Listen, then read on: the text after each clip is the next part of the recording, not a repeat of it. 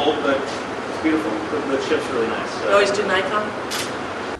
I was in the makeup room at 30 Rockefeller Center, and the cast of Everybody Loves Raymond was in the green room waiting, and it was 9:45, and John McDaniel came in and said that his partner Glenn, they lived down there, had just seen a 747 fly into the Twin Towers. And I turned on the Today Show and I said, "You're wrong. It was a private plane probably, and it would be on here." And then they said, "We're just going to break in to say there was a small commuter plane that crashed into the Twin Towers." And I said, "You see? That's the thing, John. You get," and he was crying, "you get very upset about," and then I turned back and you saw the other plane hit. And, there's a great Joni Mitchell song that she sings, "No tanks have ever rumbled down these streets. No grown-up scary man has ever frightened me," right? We in America have been blessed.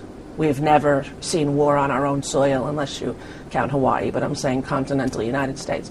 And it was a day that I think changed the world. And I remember a level of fear or numbness. I went downstairs, there were a lot of pregnant people on our staff, I was like, "Everyone who can't get out of New York, please go up to my townhouse." And I went to get my kid, my son, from school. And I went outside and there was a limo waiting for somebody, and I said, "Can you take me to get my kid?" And he did. And then brought me to the house, and there were 100 people in our townhouse. And I got into bed with Parker, and as soon as the tower fell, I fell asleep. It was almost like the computer of my brain and my psyche and my heart couldn't take it anymore. It was like I was out. And I think everything changed. And I remember seeing armed machine gun men in fatigues on the George Washington Bridge. And I thought, what has happened to America?